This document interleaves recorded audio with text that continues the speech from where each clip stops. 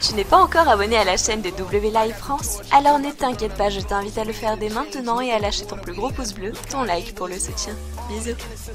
We need a new beginning, man, the vision is off. We need to wage war, yeah, we need to rage on. I'm here, war boots, I'm a riot pit. No suits, just fighters here. Grassroots and some riot gear.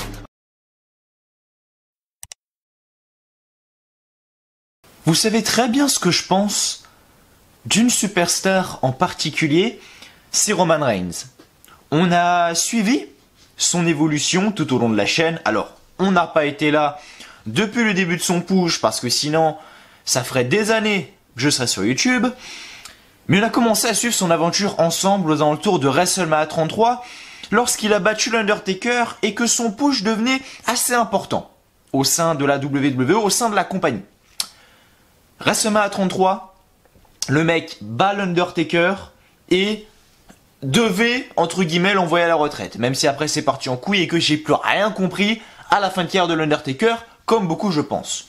Et on a suivi son évolution après WrestleMania, où Roman Reigns, le mec arrivait semaine après semaine après semaine à Raw, où le mec était dans son rôle de babyface, où personne n'en avait rien à foutre, où tout le monde le huait comme jamais, parce que quand on voit Roman Reigns, on sait très bien que le mec n'est pas là pour être babyface ou même être face. Ce soir, il nous fait une promo de pure face Thanksgiving.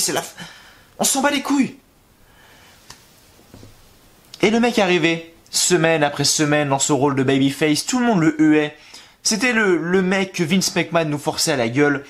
Et c'est pour ça que les fans n'en avaient plus grand chose à foutre de lui.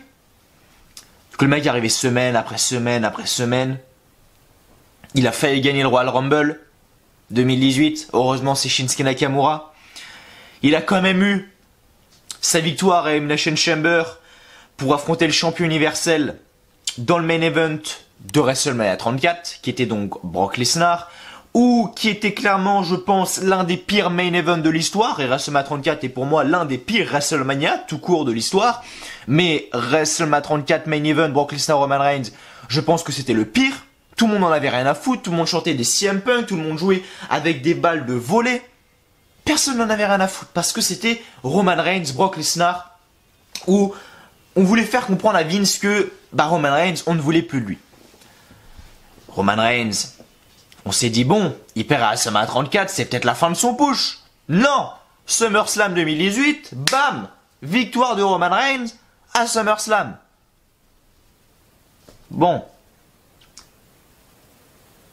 Les fans là clairement en avaient marre, on en avait tous marre, de toute manière. Il a sa leucémie qu'il annonce en fin octobre, il me semble, si je dis pas de bêtises. C'était fin octobre 2018, donc ça fait un tout petit peu plus d'1 an maintenant, même si là on arrive en décembre, on est le 30 novembre. Il annonce cette leucémie en octobre, on va pas compter le mois d'octobre. Il a fait le mois de novembre, le mois de décembre, le mois de janvier, il est revenu au mois de février. Si je dis pas de bêtises, donc 4 mois pour Roman Reigns. Il est revenu en février 2019, il me semble, le Big Dog. Et là, j'avoue, je n'ai plus rien à dire et ça a été beaucoup plus appréciable de le voir comme ça, tous ces longs mois, de le voir justement écarté de tous les titres, d'avoir des petites rivalités à droite à gauche. Sa première grosse rivalité qu'il a eue, c'était face à Drew McIntyre pour WrestleMania. Ensuite, il en a eu à droite à gauche des rivalités, je m'en souviens plus réellement. Mais c'était beaucoup plus appréciable de voir Roman Reigns comme ça parce que Vince McMahon savait pertinemment que si le mec revenait de sa leucémie et que 2 semaines après il était champion universel, ça allait revenir comme avant et ça allait être la même merde. On est d'accord. Le mec revient de sa leucémie, il affronte Drew McIntyre, tout ça. Là, on est en novembre. Le mec n'a pas touché, n'a pas eu d'opportunité pour le titre depuis pas mal de temps, maintenant. C'est beaucoup plus appréciable comme ça, je trouve. Roman Reigns est un des meilleurs catcheurs. Qu'on le veuille ou quoi, le mec, clairement, a progressé. Niveau charisme, j'ai rien à dire. Au niveau des promos, le mec est toujours claqué au sol. Et au niveau in-ring, le mec est très bon. Clairement, le mec est très bon.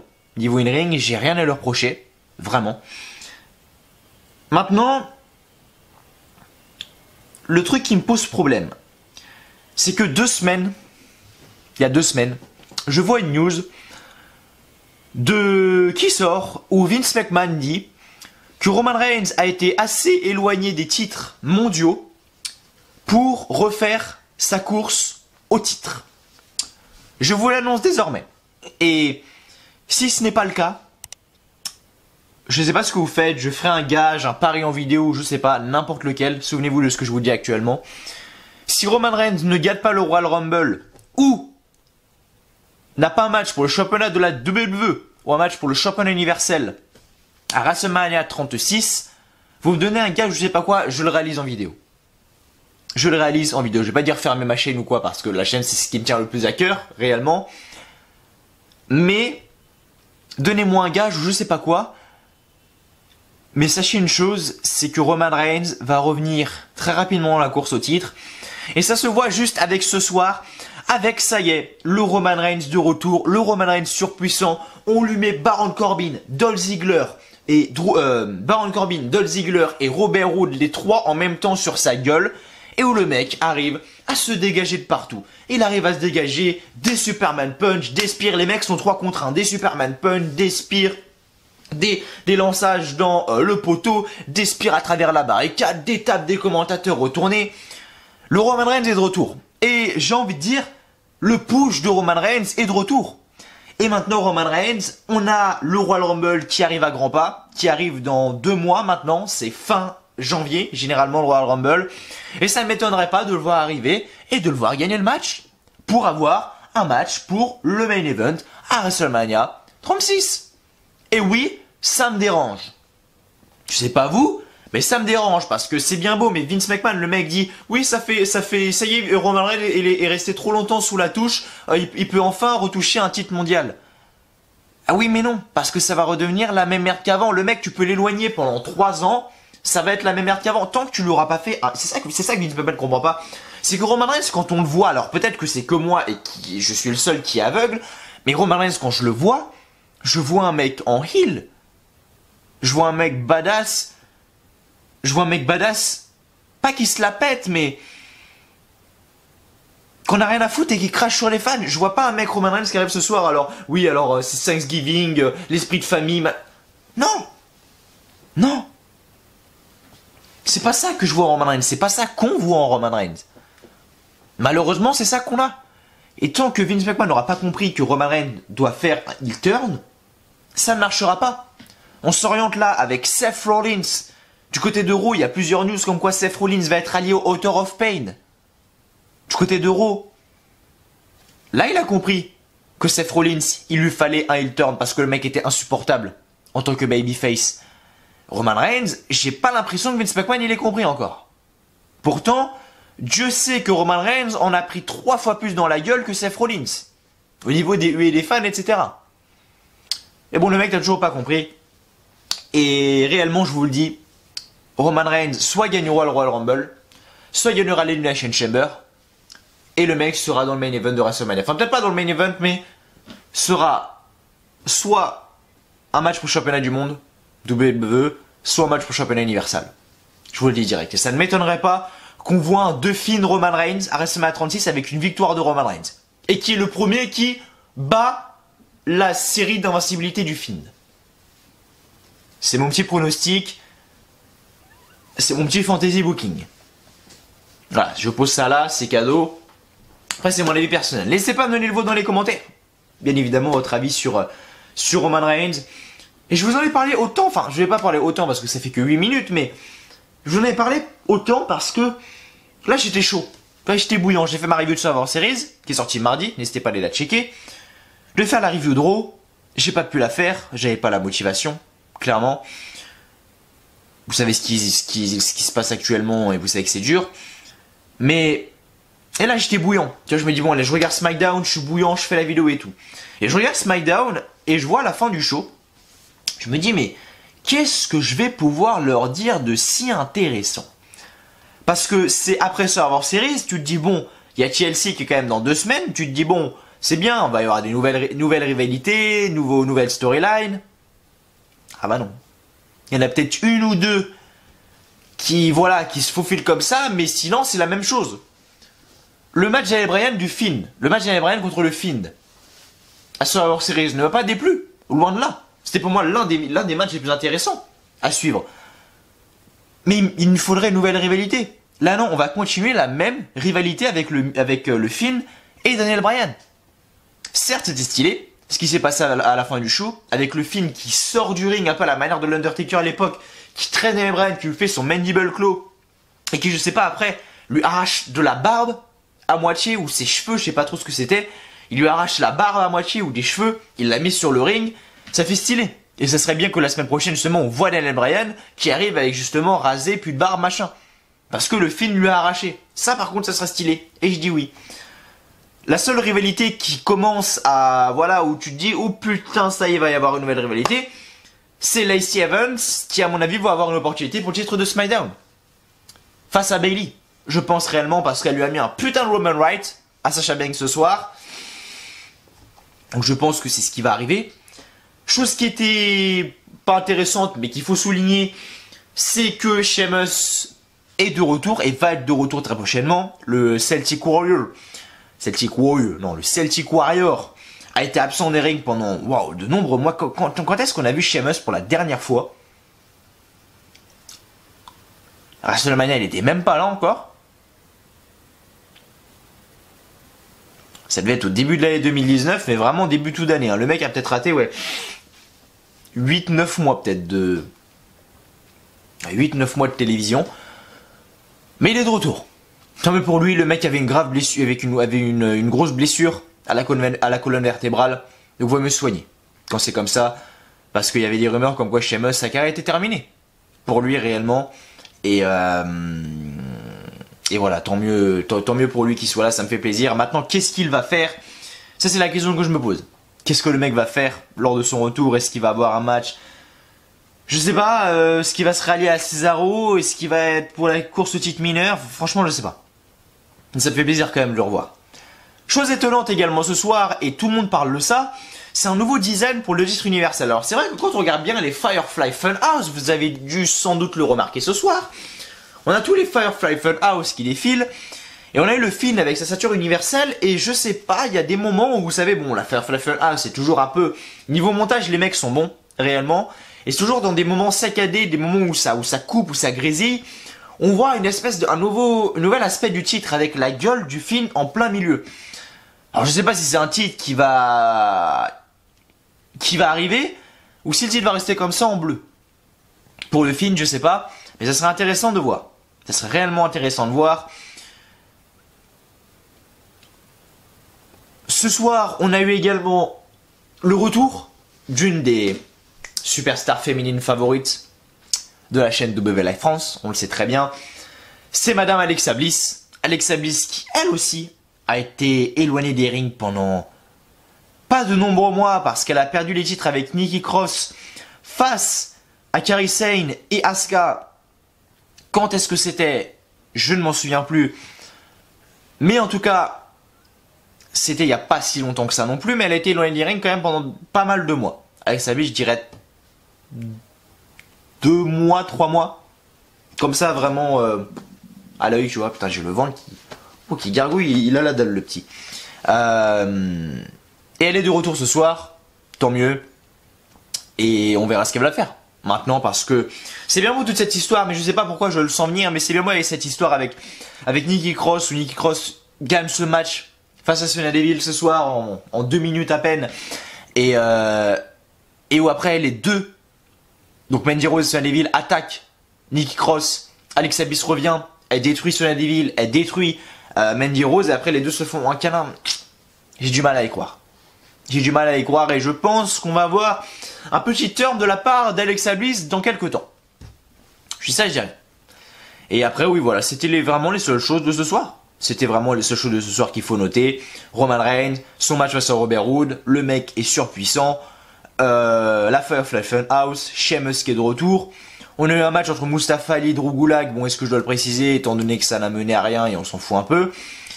La nouvelle rivalité qui se dessine, je pense, entre Sasha Banks, Bayley et Lacey Evans. Alexa Bliss qui est de retour. On a eu un match entre le New Day, Cesaro, et Shinsuke Nakamura. Bon match ce soir, c'était pour les championnats par équipe de SmackDown, je savais que le deal n'allait pas changer de main. Mais on a quand même ce match là qui était sympa. Et on a eu du coup le Fiend qui justement, enfin là, il a répondu au challenge du Fiend et où le Fiend a fait son retour, où le mec est sorti du ring, il a chopé Daniel Bryan, il l'a foutu sous le ring. Et au moins il sortait avec des grosses mottes de poil à moitié, enfin c'était un peu comme la barre de Daniel Bryan.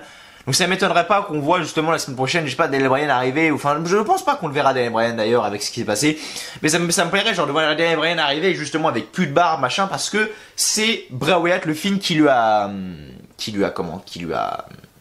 retiré. Ça sera intéressant de voir, et j'aimerais bien voir personnellement. N'hésitez pas à me donner votre avis également en commentaire, ça m'intéresse vraiment. Mais sinon il y a vraiment pas grand chose à dire pour SmackDown, des shows qui sont assez vides, je suis vraiment déçu du passage de SmackDown sur la Fox. Vraiment ça, il y avait vraiment beaucoup de choses à faire. Et je sais pas, c'est pas qu'ils ont gâché la chose, mais je sais pas, c'est comme avant quoi. Que ce soit la Fox, que ce soit USA Network, c'est comme, il y a pas d'âme, il y a pas de changement de booking. Enfin franchement, réellement je suis déçu. Je suis déçu du passage de SmackDown sur la Fox. Mais bref. On verra bien les amis, mais voilà.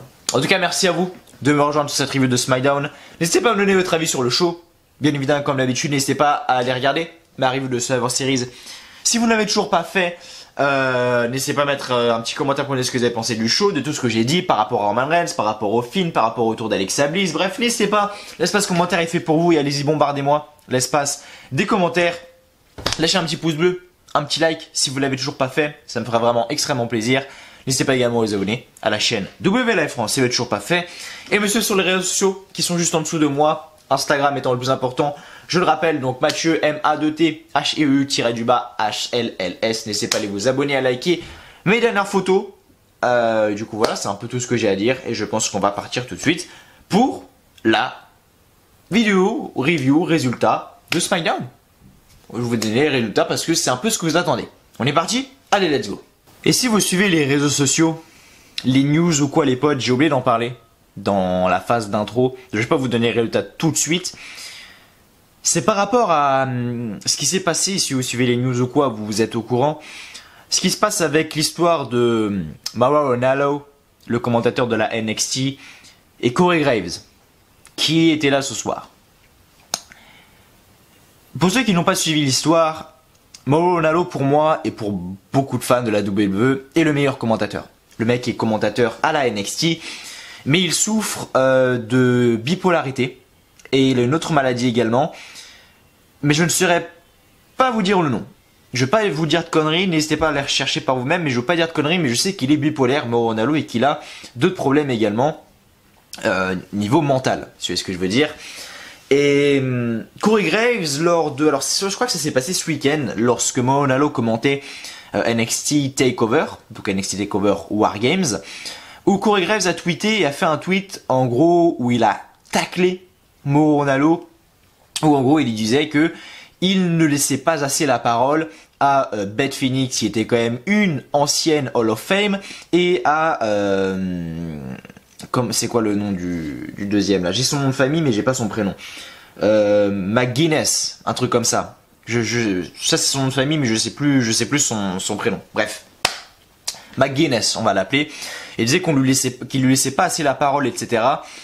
Et ça a été pris comme un tacle pour Mauro Ranallo, qui a supprimé son compte Twitter carrément, même je crois son compte Instagram, je sais plus. Alors que pourtant, il l'avait toujours dit, c'était son seul moyen pour lui de partager sa passion, son seul moyen de lui partager sa passion au niveau du catch, pouvoir en parler, etc. Et le mec a carrément disparu de Twitter. Et tout ça, c'est arrivé uniquement à cause de Corey Graves. Corey Graves s'est quand même excusé, et heureusement pour lui. Parce que s'attaquer à quelqu'un qui a des problèmes de santé mentale, bipolarité, etc., c'est petit. Clairement, c'est petit. Et le truc, encore ça serait vrai. Je dirais, ok, why not, tu vois. Mais le truc, c'est que Corey Graves, c'est juste par pure jalousie que le mec a dit ça. Le pauvre mec, le mec qui a été bloqué avec Michael Cole et Renee Young pendant je sais pas combien de temps. Là, le mec qui a SmackDown avec Michael Cole, le plus gros cancer auditif de tous les temps. C'est par pure jalousie. Réellement. Et Corey Graves s'est excusé, encore heureux. Maintenant, quelle est la suite pour Mauro Ranallo? Est-ce qu'il va être là au prochain NXT? La semaine prochaine? J'en ai aucune idée. Mais j'aimerais bien quand même le revoir. Mais Corey Graves, il a clairement déconné. Corey Graves, il a clairement déconné. Il a pas à dire, surtout que le mec n'est rêve. Le mec n'est pas mauvais. Corey Graves, c'est un d'ailleurs au main roster qui s'en sort, je pense, le mieux. Mais Ranallo est le mec le plus. Le mec est le meilleur commentateur. Le mec est le meilleur, que ce soit Raw, SmackDown, NXT. Le mec est le meilleur. Bref, c'est tout ce que je voulais vous dire. Et n'hésitez pas à aller chercher plus de news, etc. par vous-même, par vous-même simplement. Que ce soit sur Catch News, sur Twitter ou quoi, c'est quelque chose d'intéressant à aller suivre et voilà. Regardez comment Corey Graves a bien chié dans la colle malheureusement. Donc SmackDown du 29 novembre, en direct de Birmingham, dans l'Alabama. Les commentateurs sont Michael Cole et Corey Graves. Donc le show s'ouvre avec Roman Reigns qui donc arrive sur le ring et dit qu'il est en retard de 1 jour. Mais si on a des restes dans le frigo, c'est toujours Thanksgiving. Putain, cette promo de Babyface. Oh. Donc Thanksgiving veut dire 3 choses pour lui. Famille, bonne santé et bonheur. Dimanche dernier, SmackDown s'est fait botter le cul. Mais c'était pas les seuls. La foule chante NXT, NXT, NXT. Et Roman Reigns dit que NXT a fait un bon travail. Il veut remercier tous ceux qui étaient dans son équipe. Malgré une seule personne. Et Baron Corbin arrive sur la scène. Baron Corbin dit que Roman Reigns pense qu'il devrait venir et s'excuser. Il a éliminé 2 personnes avant de se faire éliminer par Reigns. Reigns dit qu'il ne l'a pas éliminé. Il lui a juste porté un Superman Punch et un Spear. Puis il s'est fait éliminer. Mais Corbin peut toujours essayer de finir le travail ce soir. Reigns veut se battre. Pourquoi ne pas battre contre une équipe qui a gagné dimanche? Robert Roode et Roman Reigns sortira de l'arène sur une civière et elle sera glorieuse. Donc Roman Reigns contre Robert Roode, accompagné de Baron Corbin et de Dolph Ziggler à la table des commentateurs, aux abords du ring. Et donc à la fin du combat, Baron Corbin donne le sceptre à Robert Roode et monte sur le tablier du ring pour distraire l'arbitre. Robert Roode a le sceptre, mais Roman Reigns lui fait un uppercut suivi d'un Superman Punch à Corbin et d'un Spear à Roode pour la victoire par tombée, donc victoire de Roman Reigns.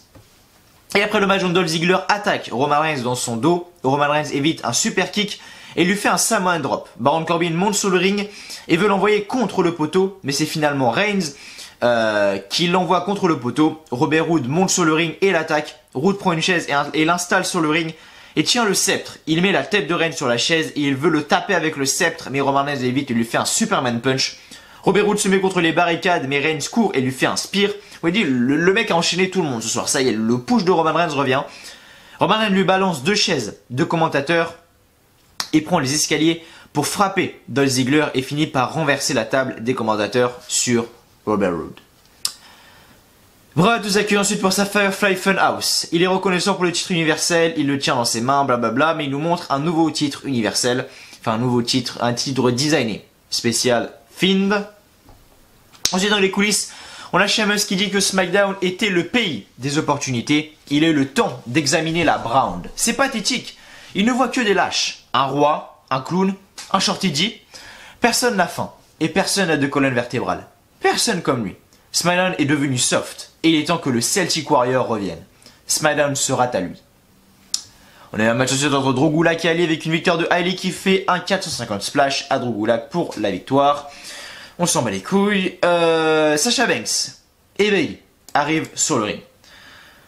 Sasha Banks dit qu'elles ne veulent pas faire un discours à Hara car elles peuvent laisser ça pour Raw. En gros, un discours où elles se plaignent quoi. Elle n'a pas pu choisir son équipe si elle avait pu. Non, elle n'a pas pu choisir son équipe. Si elle avait pu, son équipe aurait gagné. Bayley dit que NXT n'a pas gagné car elles étaient meilleures, mais parce que les vestiaires de SmackDown les ont laissés tomber. Et Lacey Evans arrive. Lacey Evans dit ne veut pas tester sa patience. Elle a passé toute la nuit à préparer un dîner de Thanksgiving pour 36 personnes. incluant sa belle famille. Sasha Banks et Bayley pensent être les leaders, mais Lacey Evans ne fera pas confiance à ces deux nasty pour diriger la danse des canards à la Garden Party. Et Sasha Banks se met entre Evans et Bayley, mais Lacey Evans lui met un Roman Right et quitte le ring. De retour en coulisses, Kayla Braxton est avec Daniel Bryan et veut savoir s'il accepte le challenge de Bray Wyatt pour un autre match de titre, parce que oui, précédemment dans la soirée, Bray Wyatt lui a fait une demande, lui avait justement fait un challenge pour le titre. Et de retour à la Firefly Funhouse, donc c'est Huskus, donc le cochon qui est à table. Il dit qu'il a trop mangé pour Thanksgiving et il va exploser. Il se sentirait mieux si Daniel Bryan jouait une nouvelle fois avec lui. Daniel Bryan dit à Huskus que tout ce qu'ils savent de Thanksgiving est faux. Le premier Thanksgiving était avec hommes musclés et les reptiliens. Bray Wyatt fait sa Muscle Man Dance. Et dans les coulisses, Daniel Bryan reste sans mots. Sonya Deville accompagne de Mandy Rose contre Nikki Cross. À la fin du combat, donc, c'est Nikki Cross qui fait un Inside Cradle à Sonya Deville pour la victoire par tombée. Victoire donc de Nikki Cross. Après le match, Mandy Rose et Sonya Deville attaquent Nikki Cross, mais Sonya Deville lui fait un kick à Mandy Rose et un coup de genou. Alexa Bliss arrive et s'en prend à Sonya Deville avant de frapper Mandy Rose, et Nikki Cross et Alexa Bliss en terminent avec un double TTT sur Mandy Rose. Dans les quiz, Daniel Bryan est avec le Miz. Le Miz dit qu'il n'est pas son ami ni son mentor. Daniel Bryan pourrait ne pas vouloir l'écouter. Mais qu'il regarde ce qui est arrivé à Finn Balor et Seth Rollins après un match contre le Finn. Le titre universel est tentant, mais en vaut-il vraiment la peine? On ne peut pas le perdre, sa famille non plus. Et c'est quand le Miz a parlé de la famille de Daniel Bryan que Daniel Bryan s'est retourné et l'a regardé avec des gros yeux. Le Miz a fait ok. Et il s'est barré. Ensuite, on a eu le match pour les championnats par équipe de SmackDown. Le New Day contre Cesaro et Shinsuke Nakamura, accompagné de Sami Zayn toujours. Et à la fin de combat, donc c'est Sami Zayn qui tente d'utiliser le plat de pancake sur Kofi Kingston, il me semble. Mais l'arbitre le voit et le renvoie dans les coulisses. Cesaro se retourne et se prend un Trouble in Paradise pour la victoire par tombée. Victoire du New Day, toujours champion. Et enfin, pour finir le show, Daniel Bryan arrive sur le ring pour répondre au challenge du Finn. Bray Wyatt lui a dit, s'il voulait un autre match de titre, il devait le laisser entrer. Daniel Bryan dit que le Yes Movement est mort. Mais peut-être que les fans l'ont ramené à la vie. Alors il a une question pour nous. Doit-il accepter le challenge de Bray Wyatt? Et la foule chante yes, yes, yes. Et Bryan la suit. Et de retour à la Firefly Funhouse, Bryan dit que le Miz a raison. S'il continue, il va changer. Et les lumières s'éteignent. Et c'est là où les lumières se sont éteintes. Le Finn sort du tapis de ring. Il prend Daniel Bryan. Il lui fait un Mandible Claw. Daniel Bryan, tant bien que mal, a voulu se défendre. Mandible Claw, il l'a ramené à l'intérieur du ring. Et il lui a arraché des cheveux, ou je sais pas, c'était peut-être sa barbe ou des cheveux, je sais pas. Il lui a tout arraché, machin. Il le sortait comme ça, tu sais, il sortait comme ça du ring. Et enfin, le show s'est terminé avec la tête du Finn qui dépasse du ring. Tout simplement. Voilà comment c'est terminé le show, les amis. C'était votre SmackDown. SmackDown, lui, s'est pas passé énormément de choses, mais encore une fois, merci à vous d'avoir été là sur la review de SmackDown en ce samedi, début de week-end. Profitez bien, profitez de votre week-end. On arrive au mois de décembre, demain dimanche. Ça y est, c'est le mois de décembre, on sera le 1er décembre. En tout cas, merci à vous de m'avoir suivi sur cette review de SmackDown. J'espère qu'elle vous aura plu. Lâchez un petit pouce bleu si vous l'êtes toujours pas fait. Abonnez-vous également à la chaîne WLA France si vous l'êtes toujours pas fait. Et mettez un petit commentaire en dessous de cette vidéo, ça me ferait vraiment extrêmement plaisir. Et merci à vous de m'avoir suivi. On se retrouve du coup dans quelques jours pour de nouvelles vidéos sur la chaîne. D'ici là, portez-vous bien. Passez un bon week-end, un bon début de week-end. On est samedi, on a le temps tranquille. Passez un bon début de week-end. Je vous souhaite à tous une très bonne journée, une très bonne soirée, que du bonheur, que des bonnes choses. Et je vous dis à la prochaine sur la chaîne WLA France. Prenez soin de vous. Allez, ciao, bye bye.